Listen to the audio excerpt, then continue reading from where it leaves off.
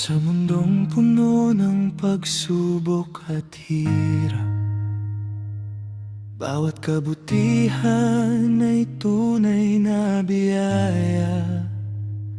Kapag may taong umalalay sa'yo, huwag mong hayaang mawala na lang ito.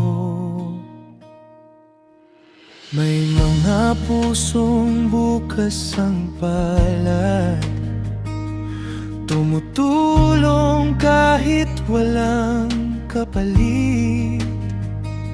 Hindi nanunumbat, hindi nagbibilang, pag-ibig lang ang gustong iparamdam.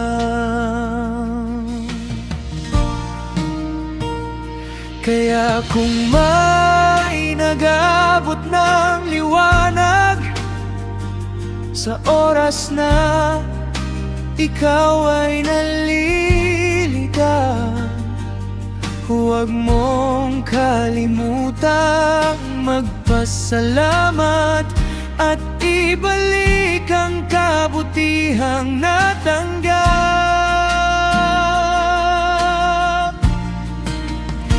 Huwag lang tanggap ng tanggap kapag may nagmahal, suklian ng yakap. Kung ginawan ka ng mabuti, doblehin mo pa, ipakitang hindi na sayang ang pag-aruga sa sobrang hirap ng buhay ngayon. Kabutihan ang tunay na kayamanan kapag ikaw naman ang may kakayahan. Ikaw rin ang maging pag-asa ng iba.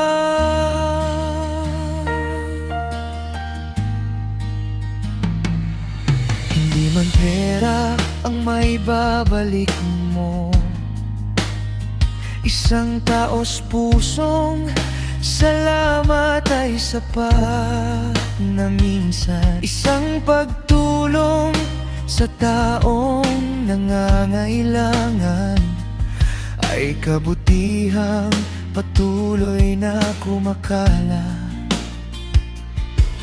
Mas masarap sa pakiramdam kapag ang kabutihan ay naaalala. Kapag ang taong tinulungan mo noon, ngayon ay siya namang tumutulong.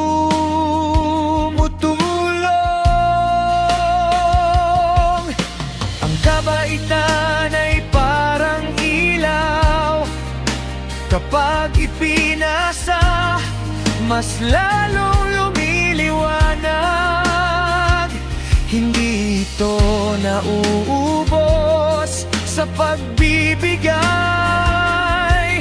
lalo pa itong dumarami sa pagmamahal.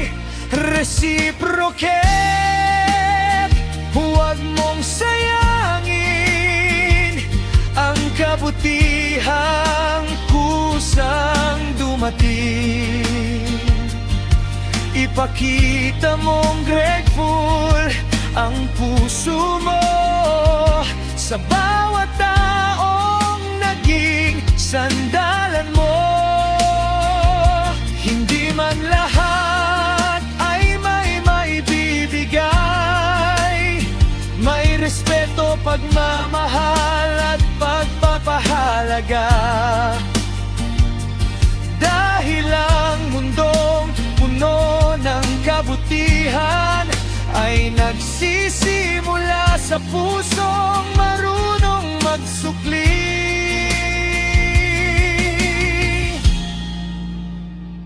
Kung may nagbukas ng pinto para sa'yo, balang araw ikaw naman ang magbukas para sa iba. doon umiikot ang tunay na kabutihan.